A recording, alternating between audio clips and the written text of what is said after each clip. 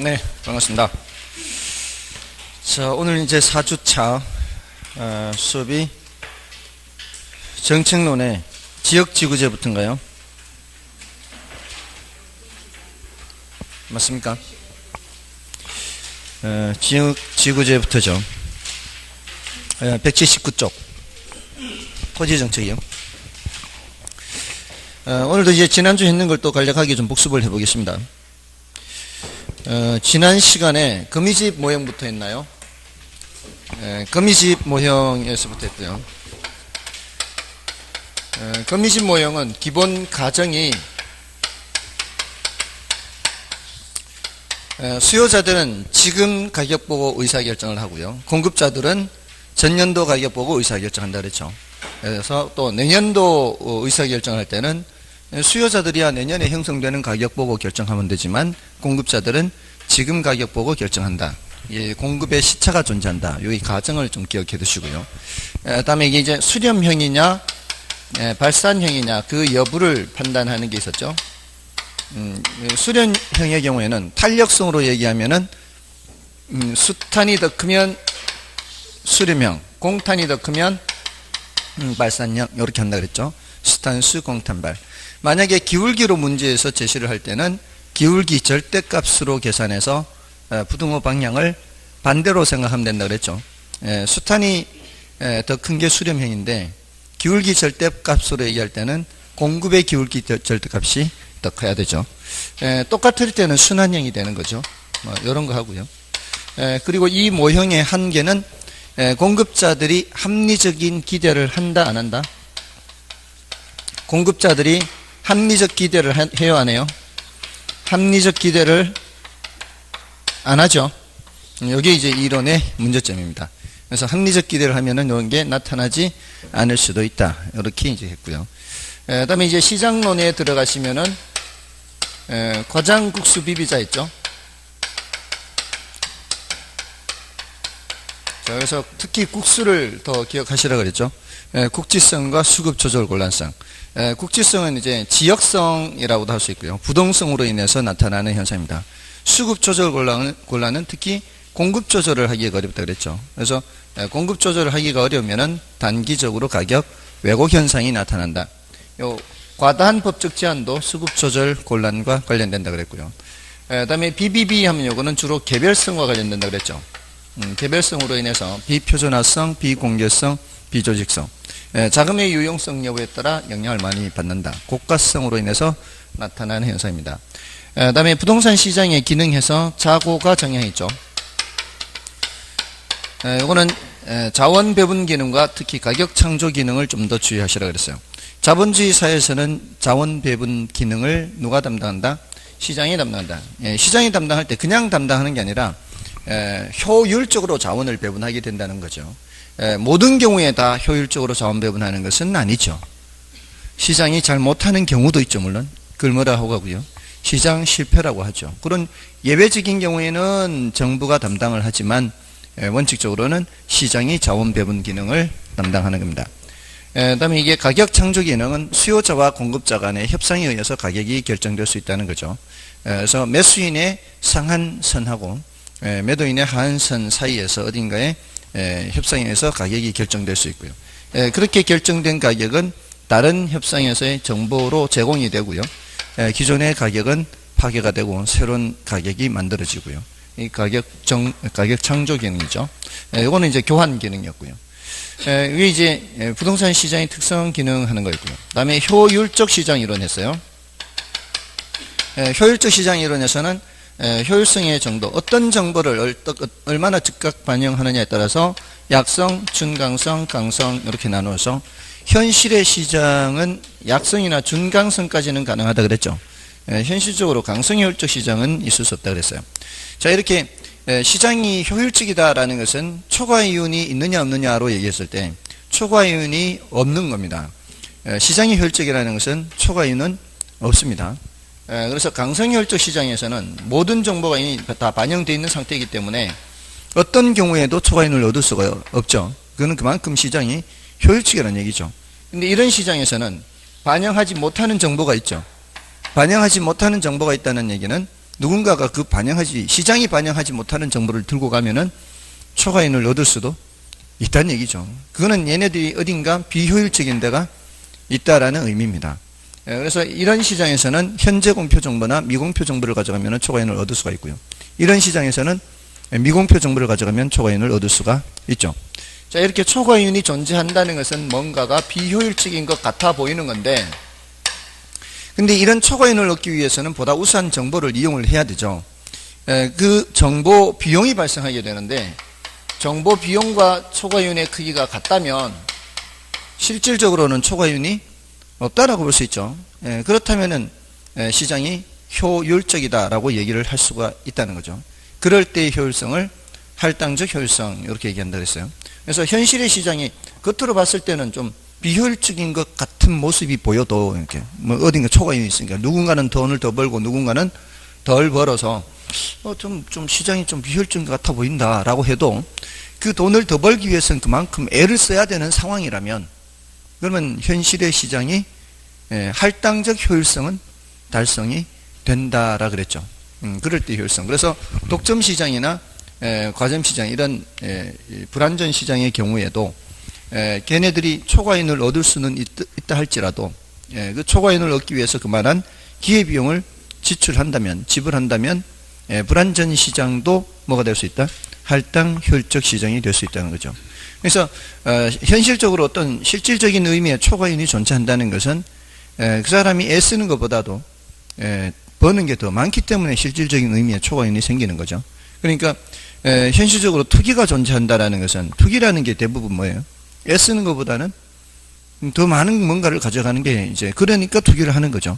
만약에 자기가 애쓰는 만큼만 가져간다면은 사람들이 투기를 할 일이 없을 거라는 거죠. 그래서 현실의 시장에서 투기가 존재한다는 것은 시장이 불안전하기 때문이라기보다는 할당 효율적이지 못하기 때문에 그런 투기라는 것을 한다는 겁니다.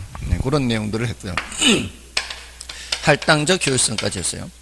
할당적 효율성. 자, 이런 거 했고요. 그 다음에 이제 정부 개입 들어갔죠. 정부가 시장에 개입하는 거. 자, 요거는 이제 두 가지로 나누었어요. 하나는 정부의 개입, 필요성이라는 거 했고요. 하나는 정부의 개입, 수단, 일단 둘로 나누었어요. 이거는 왜 개입하느냐 하는 거고요. 이거는 어떻게 개입하느냐 하는 거였죠. 왜 개입하느냐 하는 것은 다시 둘로 나눠서 처음에 시장한테 맡겨놨는데 시장이 그 맡겨놓은 거를 제대로 못할 때 개입하는 게 있죠. 여기 이제 시장 실패를 수정하는 게 있고요.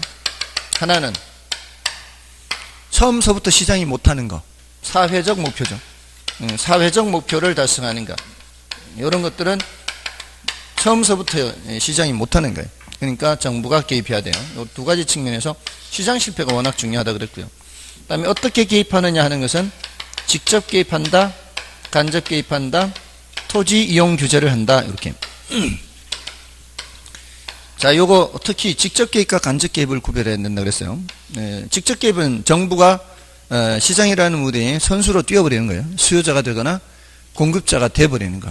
그럼 이제 직접 개입이고, 간접 개입은 정부가 수요자나 공급자 역할을 하는 건 아니죠. 그렇지만 수요 공급에 영향을 미치는데 이제 보조를 하거나 지원을 하거나 세금을 매기거나 또 깎아주거나 부담금을 부과하거나 이런 것들이 간접 개입이 되는 거죠. 그 직접 개입의 구체적인 예들을 구별해야 돼요. 이게 공영 개발이라든가 정부가 개발하는 거라든가 그게 공영이죠. 공영. 세종시 공영버스 하죠. 공영버스. 세종시 공영버스 이게 뭐예요? 세종시에서 운영하는 이제 버스 회사죠. 그러니까 그런 것들은 무슨 개입이에요? 직접 개입이에요. 세종시에서 버스 운영하는 거예요. 그건 직접 개입이에요. 공급자가 되는 거죠. 그런 거 공영이란 단어가 들어간 거는 전부 다 뭐예요? 직접이죠. 직접. 그다음에 토지 수용, 강제로 취득하는 거죠. 협의 매수, 이것도 수요자. 협의 매수 하다가 안 되면 어떻게 해? 강제로 취득하잖아요. 수용. 전부 다 직접 개입이고요. 그 다음에 또 뭐 있죠? 공공임대주택 공급. 여기 공급하는 거죠. 또 토지 비축. 토지를 비축하는 것도 정부가 수요자 역할을. 비축하려면은 사는 거잖아요. 나중에 쓸 건 미리 준비하는 거 아닌가요? 그게 이제 비축하는 거예요. 자, 그러니까 그런 것들은 전부 다 직접 개입이 되는 거죠. 자, 이렇게 이제 구별을 하시면 되고요. 이 시장 실패는 워낙 중요하니까 이건 따로 더 얘기한다 그랬죠. 요거는 이제 주로 자원 배분의 효율성 측면이고, 요거는 주로 형평성 측면이라 그랬어요. 그죠? 요거는 자원을 어떻게 하면은 효율적으로 쓰느냐. 시장에 맡겨놔서 효율적으로 사용하는 게 보통인데, 시장이 효율적으로 자원 배분 못하니까, 정부가 개입하는 거죠. 그래서 자원 배분의 효율성 측면에서, 시장 실패의 원인 했죠. 원인들이, 중요한 게 뭐예요? 외공불비죠. 이제 이 중에서도 제일 중요한 게 외부 효과, 그 다음이 공공재. 외부 효과와 공공재가 제일 중요해요. 그래서 외부 효과는 의도하지 않는 손해나 이익을 주면서도 그 대가를 지불하거나 지불받지도 않는 현상. 그래서 정예 외부가 있고 부예 외부가 있죠. 그래서 특히 이 정예 외부, 부예 외부 더 이제 자세히 해야 돼요. 외부 효과는. 그다음에 공공재는 비배제성 또는 비경합성 이런 성질이 있는데, 이 중에서도 어떤 성질 때문에 비배제성 때문에 무임승차 문제가 나타난다 그랬죠. 그래서 이거를 시장에 맡겨놓으면 적정량만큼 생산이 안 되죠. 가소 생산 등대를 예를 들었잖아요. 예를 들어서 예를 생각하면 되죠. 그래서 정부가 개입할 필요가 있고요. 여기 정예 외부는 의도하지 않는 편익을 주는데도 불구하고 대가를 받는 게 없기 때문에 굳이 나서서 하려고 하지 않아요. 나서서 하지 않으려고 하기 때문에 적정량보다 과소 생산이 돼요. 그런 거는 장려해야 되는데도 불구하고 사람들이 안 하니까 그게 비효율이에요. 그래서 저 이제 보조 같은 걸 해서 더 많이 생산되게 하는 거고, 이런 부의 외부 효과는 의도하지 않는 손해를 끼치는데도 불구하고 대가를 지불하지 않죠. 법적 의무가 없다라고 생각하는 거죠. 자, 그러니까 그런 게 나타나면 돼요, 안 돼요? 안 되는 거죠. 시멘트 공장이 막 분진을 날리고 이런 게 많이 나타나면 안 되는데도 불구하고 대가를 지불하는 게 없으니까 막 나타나 버리는 거죠. 그러니까 이때는 정부가 규제를 해야 되죠. 공유세 같은 거를 매겨서 그렇게 많이 못하게 막아야 돼요. 그러니까 전부 다 개입하는 거죠. 다 개입하는 거예요. 그 다음에 불안전 시장 하면 독과점 있잖아요. 독과점 얘네들은 어떻게 한다고요? 가격을 올려서, 가격을 올릴 때 생산량을 줄이죠. 생산량을 줄이면서 가격을 올린단 말이에요. 그러면은 많은 소비자들이 더 싼 가격에 더 많은 재화를 소비할 수 있는 기회를 잃어버리는 거죠. 이 자원이라는 게 그쪽으로 더 많이 올 수 있는데도 불구하고 걔네들이 의도적으로 생산량을 줄여버리기 때문에 자원이 그쪽으로 배분이 안 되게 되는 거죠. 그래서 규제를 해서 자원이 배분되도록 해야 되는 거죠. 그다음에 비대칭 정보, 불안전 정보. 정보가 비대칭 또는 불안전하게 되면은 역선택이나 또는 도덕적 해이 이런 부작용이 나타난다 그랬어요. 이런 부작용도 결국 자원 배분이 그쪽으로 덜 되게 하는 그런 부작용이 생겨요. 그래서 정부가 정보 유통을 원활하게 한다거나 해서 정부가 개입하는 거죠. 자, 이렇게 정부가 개입한다고 해서 모든 것이 다 완벽하게 개선되는 것은 아니죠. 어떤 현상이 나타날 수 있다? 정부 실패가 나타날 수 있다는 거예요. 자, 여기 이제 이런 가능성은 늘 있다. 이런 거 하고요. 다음에 이제 부의 외부와 관련해서 특히 부의 외부와 관련해서 이런 이제 외부 현상이 나타날 때 정부가 반드시 개입해야 되나요? 라는 질문을 했을 때요. 자, 이런 현상이 나타나면은 정부가 개입할 필요는 있죠. 필요는 있는데 반드시 개입해야 되나요? 이러면은 그것은 아니다. 시장 자율 조절 기능에 맡기는 방법도 있다. 이렇게. 그게 바로 코즈 정리해가지고요. 재산권 부여라 그랬어요. 시멘트 공장과 그 이웃 주민들한테 오염물질 배출권이라는 재산권을 줘서 공장이 갖고 있는 오염물질 배출권을 다 써버리면 이웃 주민들한테 가서 그 오염물질 배출권을 사 가지고 와서 생산을 해야 된다는 거죠. 이러면은 그 오염물질 배출권이라는 재산권이 시장에서 거래된다 그랬어요. 그래서 이때는 시장 자율 조절 기능에 맡기는 방법이다. 이렇게 됐나요? 자, 이런 내용들이 지난 시간에 했던 거고요. 뭐 이거는 이제 일단은 이 정도로 말씀을 드리고요. 자, 이제 토지 정책으로 넘어가는데 지역지구제요.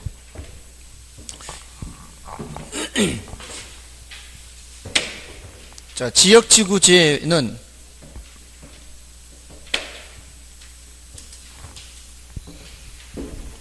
이 개론 입장에서는요, 용도 지역, 용도 지구, 용도 구역 이렇게 하는 공법에서는 그렇게 하는데 결혼에서는 그냥 줄여서 그냥 지역 지구제 이렇게 줄여서 말해요.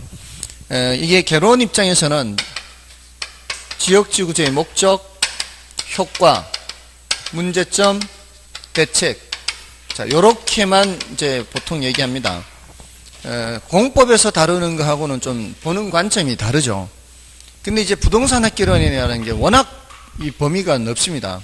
개론이라는 과목이 그렇잖아요. 그 개론이라는 과목이 다 이 정책론이라는 범위 안에 어떻게 보면은 공법이 다 나올 수 있어요. 맞잖아요. 정책이니까. 정부 정책이니까 공법 내용이 다 나올 수 있는 게 개론이에요.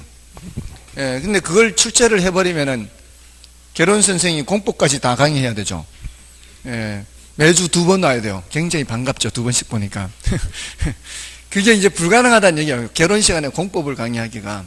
그래서 개론에서는 그냥 짤막하게 앞에서 우리 토지 분류를 할 때 용도 지역 요것은 중복 지정이 가능하다 그렇지 않다. 중복 지정이 안 된다. 전국을 대상으로 한다. 그렇지 않다. 전국토를 대상으로 한다. 근데 용도 지구나 용도 구역은 중복 지정 가능하다. 전국토를 대상으로 하지 않는다. 뭐 이렇게 하고 그냥 도관 농자 뭐 이런 정도로만 구분하죠. 더 이상 깊게 잘 안 들어가거든요. 근데 이게 결혼해서 출제가 되기도 한다는 거죠. 결혼해서 출제가 되면 이제 골치 아픈 거죠. 결혼 선생들이 이제 멘붕 오는 거예요. 수업 시간에 얘기 안 했는데 그렇다고 수업 시간에 공법 얘기할 수도 없고. 근데 다행히도 지금까지 공법 문제가 출제될 때 한 문제만 출제되거나 아주 예외적으로 그렇게만 출제되거나 했었는데 2년 전에는 4문제나 출제됐어요. 2년 전에 공법 문제가 4문제. 근데 이게 이제 2차를 같이 하시는 분들은 전혀 문제가 없어요. 그래도 2차를 조금이라도 보신 분들은. 왜냐면은 공법에서 아주 그냥 얕은 부분의 문제를 낸 거예요. 아주 그냥 뜻만 알면 되는 문제. 그런 거를 출제를 한 거예요, 결혼에. 그러니까 공법 공부한 사람들은 오히려 땡큐예요. 쉬우니까 이게 아주 얕은 것에서 출제를 했기 때문에. 근데 1차만 하시는 분들은 이제 멘붕이 오는 거죠. 그래서 제가 이 신청까지 했어요. 이 문제라는 것은 예측 가능해야 된다. 지금까지 이 공법이라는 과목이 없으면 그러면 결혼해서 정책론이라는 게 있으니까 정부가 정책하는 건 다 출제 가능성이 있다고 보고도 뭐 준비도 어느 정도는 할 수도 있지만 공법이라는 과목이 따로 있잖아요. 국토의 계획 및 이용에 관한 법률도 있고 건축법도 있고 다 각각의 법들을 공법에서 하잖아요. 그러니까 거기에서 지금까지 출제가 되어 왔고 거기에서 출제될 거라고 믿어 의심치 않고 예측 가능성이라는 게 있대요. 예측 가능성. 출제를 할 때는 항상 법이라는 거는 예측 가능해야 돼요. 그래서 과거에 다른 시험에서 행정소송에서 대법원에서 받아들인 그래서 이 소를 제기한 받아들인 승소한 그 판례도 인용을 해가지고 이거 문제가 있다. 이 문제는. 그래서 이의신청을 했는데 4문제를 이의신청했거든요. 4문제를 이의신청해서 다 받아줄 수밖에 없다면 만약에 점수가 확 올라가 버릴 거 아니에요. 그러니까 현실적으로 받아줄 수가 없는 거죠, 사실은. 근데 이제 그때만 그렇게 출제가 많이 됐어요. 27회 때만. 근데 이제 지난해에는 다시 또 이제 그런 현상은 없어졌는데 그 전에는 한 문제 정도는 됐어요. 근데 다행히도 4문제가 출제됐는데 공법 문제가 1차만 하시는 분들도 그렇게 크게 멘붕이 올 정도로 다른 문제가 어렵지가 않았다는 거예요. 그러니까 다른 문제가 어렵지 않았기 때문에 그거 몰라도 합격하는 데는 지장이 없었던 거예요. 그게 천만다행인데 사실은 이 결혼을 강의하는 입장에서 그게 늘 이제 찜찜함으로 있는 거죠. 찜찜함.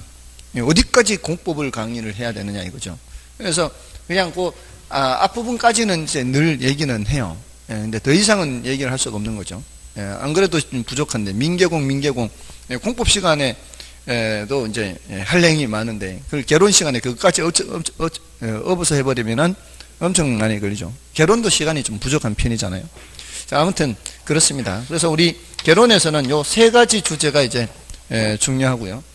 효과는 조금 중요도는 낮은데 요 효과가 뒤에 다른 정책에서 또 반복돼서 나와요. 어차피 해야 돼요. 어차피 해야 되는데 여기에서는 중요도가 낮다 이렇게 보시면 돼요. 어차피 하기는 해야 되는데, 그러니까 알아는 두시란 얘기예요. 여기서는 중요도가 낮다는 얘기야. 자, 그럼 지역지구제는 어떤 정책인가 하면은 여기는 주거지역, 여기는 상업지역, 공업지역 이렇게 구역을 나누어서 사용하겠다는 얘기 아니에요. 만약에 이게 구역을 나누지 않으면 어떤 현상이 나타날 수 있어요? 서로 용도가 혼재되는 거죠. 혼재되면 그게 무슨 개발이 될 수 있는 거예요? 난개발이 될 수 있는 거죠. 자, 그러면 서로 좋지 않은 영향 미치게 되지 않겠습니까? 서로 좋지 않은 영향 미치는 게 뭐예요? 부의 외부 효과예요.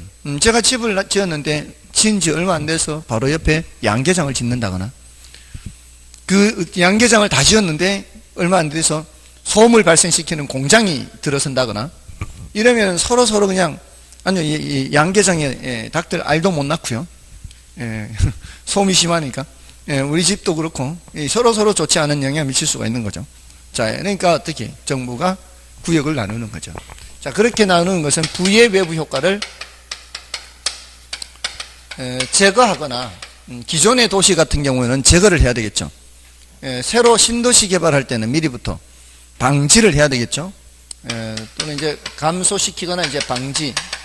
요게 바로 목적이에요. 가장 많이 출제된 거예요. 이게 이 지역지구제에서는. 효과는 좀 이따 하고요. 자, 이걸 했을 때 이제 문제점이에요. 자, 이 지역지구제는 효율성 측면의 정책일까요? 형평성 측면의 정책일까요? 효율성. 토지를 효율적으로, 이렇게 구역을 나누는 게 효율적으로 이용하는 거죠. 소득 수준이 높은 사람, 낮은 사람, 이런 측면은 좀, 덜 개입돼 있죠. 뭐, 빈익빈, 부익부 이런 거하고는 조금 관계가 멀죠. 보통 토지 정책은 효율성 측면의 정책이 많고요. 주택 정책은 형평성 측면의 정책이 많아요. 자, 이거는 뭘 높이려고 하는 거라고요? 효율성을 높이려는 정책이에요. 자, 근데 이제 이런 표현은 조심을 해야 돼요. 효율성을 높이긴 높이는데, 자, 이게 효율성과 형평성은 서로 상충하는 개념이요, 함께 개선될 수 있는 개념이에요. 그래서 상충하는 개념이에요. 그러니까 효율성을 높이면서 지역 간 형평성은 어떻게 돼요? 문제가 생겨요. 형평성은 떨어지게 돼요. 왜냐하면 어디는 모든 토지를 다 개발하게 하는 건 아니거든요. 개발하는 토지가 있고 개발하지 못하게 규제하는 토지가 있단 말이에요. 개발하는 토지, 주, 상, 공, 주거지역, 상업지역, 공업지역은 개발하는 곳이죠. 근데 녹지지역이나 그 주변에 뭐 농지지역이나 뭐 이런 곳은 농림지역, 뭐 자연환경보전 뭐 개발 못하게 하잖아요. 그리고 또 도시 주변에 또 따로 뭐를 묶어요. 용도 구역으로. 개발, 제한 구역으로 묶어버리죠. 여기는 개발을 못하게 하잖아요. 개발을 하게 허용하는 지역은 땅값 올라가고 뭐 이렇게 재산상 결과적으로 혜택 주는 거죠. 일부러 혜택 주려고 하는 거예요? 일부러 혜택 주려고 하면 절대 안 합니다. 하다 보니까 결과적으로 이렇게 땅값이 올라가게 되는 거고, 개발 제한 구역도 하다 보니까 거기는 규제가 돼서 땅값이 안 올라가는 거죠. 그 사람들 일부러 해치기 위해서 그렇게 한 것은 아니죠. 결과적으로 이제 그렇게 되는데, 결과적으로 무슨 문제가 생기는 거예요? 형평성 측면에 문제가 생긴단 말이에요. 그게 이제 지역간 형평성 문제죠. 자, 그런데 여기서 조심해야 되는 게, 지금 현 세대가 토지라는 자원을 효율적으로 이용하면 다음 세대가 쓸 수 있는 여지가 더 많아지겠죠. 지금 현 세대가 자원을 효율적으로 이용하면 다음 세대가 쓸 수 있는 여지가 많아지겠죠. 자, 이걸 어떻게 표현하는가 하면은 현 세대와 다음 세대 간의 세대 간 형평성이란 말 써요. 세대 간 형평성. 지금 세대가 다 써버리면 안 되는 거죠. 사실 지금 살고 있는 사람들은 다음 세대도 써야 되는 거를 미리 땡겨 쓴다, 이런 생각도 해야 되고요. 지금 여기 살고 있는 사람들은, 지구상에 살고 있는 사람들은 이 지구에 잠깐 빌려 쓴다, 이렇게 생각해요. 지구에 살고 있는 동안에 빌려 쓰고 그냥 가는 거다, 이렇게 생각해야 되죠. 지금 세대가 한꺼번에 다 써버리면 다음 세대가 쓸 수가 없으니까. 그러니까 지금 현 세대가 자원을 효율적으로 사용한다는 것은 세대 간 형평성은 개선된다, 이렇게 봐야 되겠죠. 맞나요? 지역 간 형평성은 문제가 생길 수 있어도 세대 간 형평성은 어때요? 어떻게 돼? 개선된다고 봐야 되겠죠. 맞나요? 문제가 생기는 건 이제 지역 간 형평성에 문제가 생기는 거고, 세대 간 형평성은 개선되는 거예요. 이런 표현을 좀 조심을 하시고요. 다음에 이제 지역 간 형평성만 이제 문제가 있는 게 아니라 경직성 문제가 있습니다.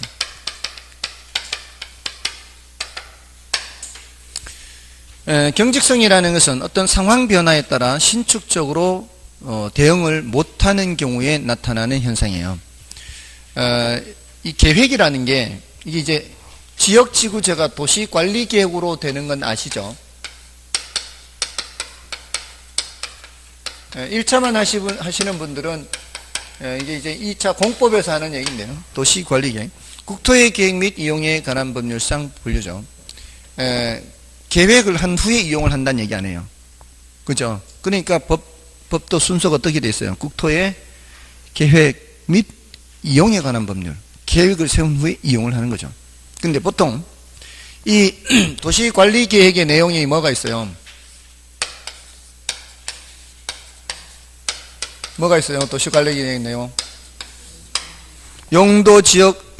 용도지구의 지정 및 변경, 용도구역의 지정 및 변경, 기반시설의 설치,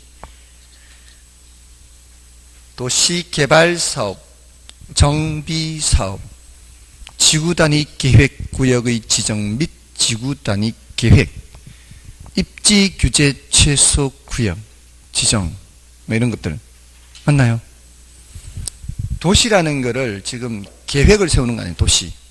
예, 도시라는 걸 계획을 세우는 거 아니에요. 그러려면은 용도지역이나 용도지구, 용도구역 이런 걸 나눠야 될 거 아니에요. 그게 제일 먼저 나오는 거 아니에요.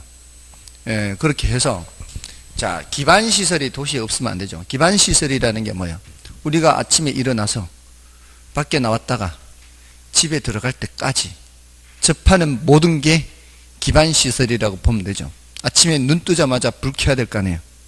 전기, 세수해요. 수도, 내보내요. 하수, 나가면 도로, 버스 타면 교통. 맞죠? 그 전에 밥도 먹어야죠. 가스. 맞나요? 이런 게 전부 다 기반시설이죠. 그러니까 도시에는 기반시설이 당연히 들어가야 되는 거고, 도시를 개발하는 거, 신도시 개발은 따로 범위가 너무 커서 도시개발법으로 따로 떼놨고, 정비사업도 범위가 워낙 많으니까, 분량이 많으니까 따로 정비사업, 따로 법으로 떼놨죠. 그러니까 도시개발법 있고 정비법 있잖아요. 그는 법을 따로 해서, 그게 다 어디에 들어간다고요? 도시관리계획에 들어가죠. 자, 이 도시관리계획은, 여러 가지 이런 도시관리계획은 타당성 검토를 몇 년마다 해요? 5년마다 해요. 5년마다. 자, 계획이에요. 계획. 계획의 타당성 검토를 5년마다 해요. 자, 여러분들도 계획 많이 세워보시죠. 자, 작년에 만약에 계획을 세웠다면, 계획이라는 것은 미래에 어떻게 하겠다라는 게 계획이죠. 작년에 계획을 세웠다면 올해 이 시점이 됐을 때 계획했던 모습과 똑같은 모습이 되어 있을 가능성이 얼마나 될까요? 여러분들은 작심 3일 만에 다 바뀌어요. 저도 마찬가지. 그거는 3일 후만 되면 벌써 계획이 어그러졌어요. 1년 뒤면은 원래 계획했던 모습과 달라져 있을 가능성이 많죠. 그러면 계획이라는 건 어떻게 해야 돼요? 여러분들 계획을 세우면, 이게 원래 계획과 좀 달라지면은 그때 바꿀 수 있지 않나요? 보통 우리의 계획이라는 게. 그래야 그 상황 변화에 바로 적응을 하는 거 아닌가요? 근데 이것도 마찬가지. 1년이 지난 후에 지금 상황이 바뀌었으면 빨리 바꿔야 될 거 아니에요. 빨리 바꿔야 그게 그 상황에 맞게 하는 거 아니에요. 근데 타당성 검토를 5년마다 하면은 앞으로 몇 년 후에 하겠다는 얘기예요. 4년 후에 하겠다는 얘기죠. 지금 1년 지난 시점이 벌써 다르면. 맞나요? 그러니까 이게 경직성 문제가 있어요. 상황 변화에 신축적으로 대응을 못한다 이 말이에요. 그죠? 여러분들은 바로바로 바꾸시나요? 그런 편인가요? 바로바로 못 바꿔요? 여러분들도 굉장히 경직적인? 바로 바꿔요? 보통 계획표 세울 때 어떻게 하시나요? 계획 세울 때 보통 이제 자신이 갖고 있는 시간이 한 10시간 정도 된다면, 이제 하루에 공부할 수 있는 시간이 10시간이 된다면, 또는 일주일에 10시간을 공부한다면, 그 10시간을 다 공부하는 시간으로 채워놓으면은 그 계획은 하루도 못 갑니다.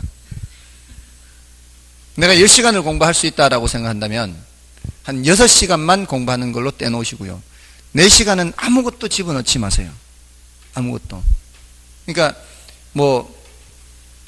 이제 무슨 밥 먹고 기본적인 생활하는 거 있잖아요. 그건 따로 떼놓고, 밥 먹고 교통시간 이런 거 따로 떼놓고 공부할 수 있는 시간이 10시간이다라고 했을 때 그 중에 한 40% 정도는 그냥 공백으로 남겨놔야 돼요. 공백으로. 아무것도 하지 않고. 그리고 6시간을 공부하는 걸로 해놔야 돼요. 그래야 성공할 가능성이 많아요. 여러분들, 저도 초등학교 때 그랬지만 방학 때 방학 계획표 해가지고 세우잖아요. 그러면 7시 기상, 8시까지 아침, 8시부터 10시까지 독서, 10시부터 12시까지 공부, 12시부터 1시까지 점심, 1시부터 3시까지 독서, 3시부터 4시까지 공부. 100% 그 날짜로 실패해요. 평소에 공부 1시간도 안 하다가, 독서 30분도 안 하다가, 갑자기 하루 첫날 만에 그렇게 되겠습니까? 100% 실패해요. 반드시 공백을 나눠야 돼요. 그래야 실천할 가능성이 높습니다. 그러지 않겠어요? 설마 이런 정도의 계획표도 안 세웠어요? 이런 거는 초등학교 때 다 해봤잖아요. 초등학교 때 100% 실패해요. 제가 우리 애가 초등학교 때 계획표 짜는 거 이렇게 봤더니만 그렇게 짜고 있어요. 그렇게 짜고 있었어. 너 저 할 수 있을 것 같아? 못해. 그냥 일찌감치 노는 거 이렇게 해놔. 여기 몇 시간 노는 거 이렇게. 그렇게 해야 실천할 수 있어요. 그리고 자, 오늘 계획표를 세웁니다. 제가 이제 말씀을 드렸으니까 이제 40% 비워놓고 이제 60%만 공부하는 걸로. 그리고는 이제 보니까 오늘 3월 28일인가요? 그럼 이번 달도 다 됐으니까 이제 4월 1일부터 해야지 이렇게. 맞아요, 안 해요? 다들 그렇게 하죠. 4월 1일부터. 근데 다음 주가 4월 1일이 공교롭게 일요일이죠. 그럼 이제 월요일부터 화요일부터 4월 2일부터 이런 사람들은 다 똑같아요. 여러분이 하잖아. 저도 그랬어요. 옛날에 다 그랬어요. 그렇기 때문에 다 실패. 특히 제가 기억나는 거는 옛날엔 7월 한 20일 무렵에 이렇게 방학을 했어요. 그러면은 계획표를 세우죠. 그럼 이제 7월 달까지만 놀고 8월 1일부터 열심히 해야지. 근데 8월 1일 주중에 가 있으면은 다음 주 월요일부터 열심히 하지. 안 돼. 그래서 그 실패한 거를 언제까지 반복했는가 하면 고3 때까지 했어요. 고3 때까지. 고3 때까지 그랬어요. 제가 고3 때 언제 이걸 바꿨는가 하면은 시험치기 34일 남겨놓고 그 자리에서 계획표 작성이 완료된 그 자리에서 일어나지도 않고 시작했어요. 그러니까 실천이 돼요. 그때 제가 실천한 이 목표를 100%라고 하면은 달성 지수가 한 70%예요. 그 34일 남겨놓고 계획표 작성한 게 겨우 70%예요. 그러니까 평소에 얼마나 이 목표를 달성하지 못하겠냐 이 말이에요. 그 시험 34일 남겨놓고 늘 매주 일요일 날 V는 봤어요. V. 옛날 V라는 드라마가 있었어요. 외국 드라마. 일요일마다 하는 게 있어요. 꼭 그거는 봤거든. 그러니까 이게 100% 실천 못 한다니까요. 제가 TV를 안 보겠다고 마음먹은 게 중학교 2학년 때부터 했어요. 근데 시험치기 34일 남겨놓고도 그 급한 와중에도 TV는 봤다는 거죠. 그러니까 여유를 많이 두고 해야 실천할 가능성이 많습니다. 오늘 당장 계획표 작성하고요. 40%는 여유 두고 오늘 당장 실천하십시오. 그렇게 하십시오. 아무튼 이런 경직성 문제가 있어요. 경직성 문제가 있기 때문에 그때그때 자꾸 바꿔야 돼요. 그리고 진짜 이 계획표는 내가 어떻게 세웠지 않습니까? 그럼 세웠는데 그 계획표가 자꾸 어긋나면 바꿔야 돼요. 지금 시간은 좀 급한데 나온 김에 말씀을 드리면 여러분들이 이제 사실은 어떻게 계획표를 짜야 되는가 하면은 지금 오늘이 이제 3월 말이죠. 그럼 10월 말이죠. 지금 7개월 남았죠. 7개월 남았잖아요. 만 7개월 가까이 남았어요. 네, 7월 27일인가 8일인가 시험 안 해요. 그러니까 만 7개월이면 이 7개월은 곱하기 230 해서 210일 정도 잡자고요. 자, 210일이면은 총 7로 참 30주죠. 30주. 그죠? 30주잖아. 30주. 그러면은 월화수목금토일 해서 일요일은 공부 안 한다고 봐야 될 거 아니에요. 일요일은 공부 안 한다고 봐야 될 거 아니에요. 아, 토요일도 안 해. 그러면 60일을 빼야 돼요. 150일이에요. 150일. 맞나요? 150일 남았죠. 이 150일을 6과목에 투자를 해야 되는 거예요. 150일 6과목에. 그럼 한 과목당 25일이래요. 한 과목당 25일. 자, 그러면 그 25일을 온전히 공부만 하느냐, 수업 듣는 시간 빼고 생각해야 된다고요. 내가 스스로 하는 공부 시간. 그죠? 맞아요, 안 해요. 그럼 온전히 내가 하는 공부 시간만을 빼면 하루 4시간을 뺀다. 하루 4시간. 그러면 한 과목당 100시간이 나오는 거죠. 한 과목당 100시간에서 이거를 승부를 걸어야 돼요. 쉽지 않죠? 그렇게 냉정하게 생각해야 된다고요. 굉장히 냉정하게. 이거는 시간이라는 제약은 여러분이나 저나 이 세상을 살아가는 인간이든 다른 동물이든 똑같은 제한 조건이 있습니다. 이 제약 조건 하에서 시간을 어떻게 쓰느냐로 이렇게 계획을 짜야 되는 거죠. 자, 그러면은 그 시간 중에 많은 부분을 여러분들이 수업 듣는 데 활용하는 거죠. 수업 듣는 데 활용하면 제일 중요한 시간이 수업 시간이에요. 그러니까 전국 수석한 애들 이렇게 수능 시험이나 이렇게 인터뷰하면은 교과서 위주로 봤어요. 수업 시간 열심히. 이럴 수밖에 없는 거예요. 그게 수업 시간이 가장 많은 시간을 들이기 때문에 수업 시간에 집중할 수밖에 없는 거예요. 그런데 졸고 있다. 이 말이 안 되는 거지, 지금. 눈 감고 있다. 이게 자리만 대피고 하다. 이 말이 안 되는 거죠. 앉아 있다가 자리만 대피다가 하면 말이 안 되는 거죠. 그죠? 그러니까 정신 바짝 차리고 들어요. 수업 시간이 제일 중요하니까. 그리고 나서 추가적으로 해야 되는 거죠. 자, 그럼 100시간 동안 한 번만 봐서 될 것 같아요. 이 기간 동안 한 서너 번, 너댓 번은 봐야 될 거 아니에요. 그럼 100시간을 서너 번, 너댓 번으로 나눠야 돼요. 예를 들어 25시간, 25시간, 25시간, 25시간 이렇게 25시간 만에 한 번 봐야 돼요. 25시간에 4번 보려면. 근데 처음 봐서 25시간 만에 책만 꼬박 봐야지 25시간 만에 한 번 못 보잖아요. 그럼 어떻게 해야 돼요?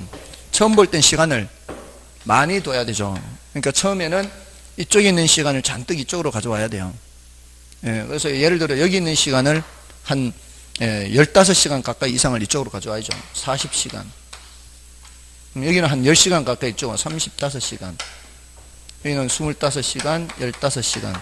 이렇게 하면은 총 100시간이 나오는 거죠. 맞나요? 이것도 좀 많다면 이쪽으로 더 와야죠. 왜냐하면 익숙해지면 익숙해질수록 한 번 보는데 걸리는 시간은 줄어들거든요. 그러니까 이런 식으로 본다면은 여러분들이 냉정하게 시간표를 짤 때는 그런 식으로 짜야 되는 거죠. 앞으로 며칠까지는 어떤 과목을 어느 정도 보겠다.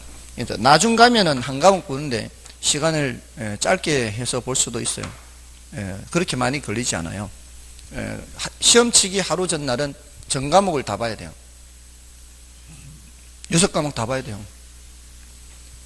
그러니까 1시간에 2시간에 한 과목 정도는 봐야 돼요.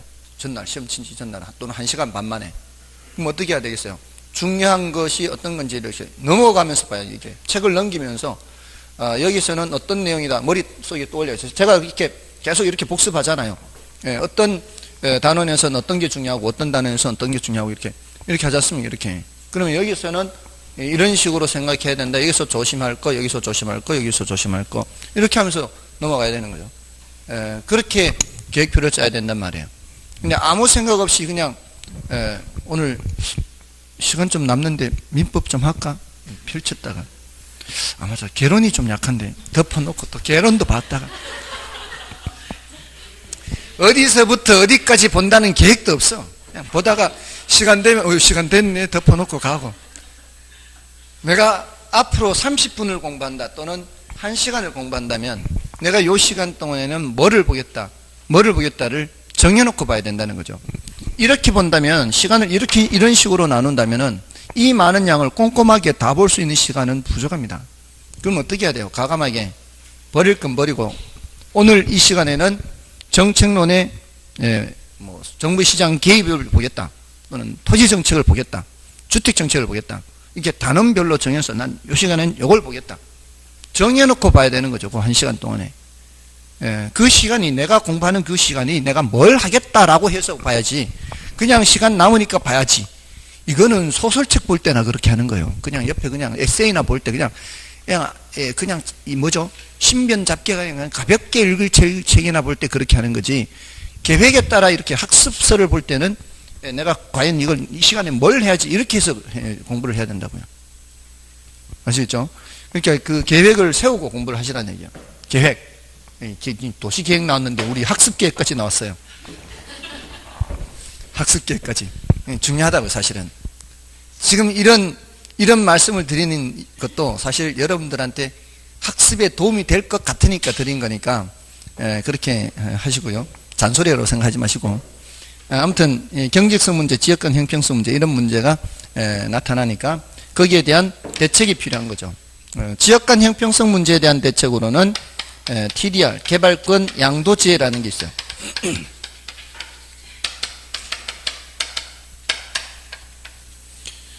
다음에 이제 경직성 문제 있죠.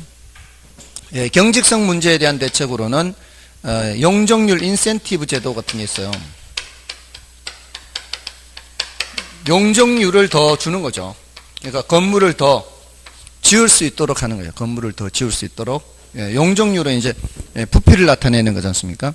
요거 말고도 지구 단위 계획 같은 거. 지구 단위 계획. 이걸 개론에서는 계획 단위 개발 그래요. 이런 대책이 있고요. 입지 규제 최소구역 이런 것도 마찬가지예요. 이런 것들은 지구 단위 계획이 지정이 되면은 구역으로 지정이 되면은 거기에 대해서는 용적률 같은 것들을 신축적으로 적용하죠. 그래서 좀 더 경직성 문제에 대해서 대책이 되는 거예요. 이 용적률 인센티브는 이런 거죠. 공개 공지를 제공하거나 또는 녹지 공간을 확충하거나 또는 아파트 단지 밑에 우수조 같은 거를 만들거나 이러면은 용적률을 더 높여줘요. 그런 것들이 이제 인센티브를 주는 거죠. 자, 여기에 대한 대책, 이런 것들은 우리나라 지금 시행되고 있어요. 근데 요거는 시행되고 있지 않아요. 요거는 아직 시행되고 있지 않습니다. 요 자세한 내용들은 좀 쉬고 할까요?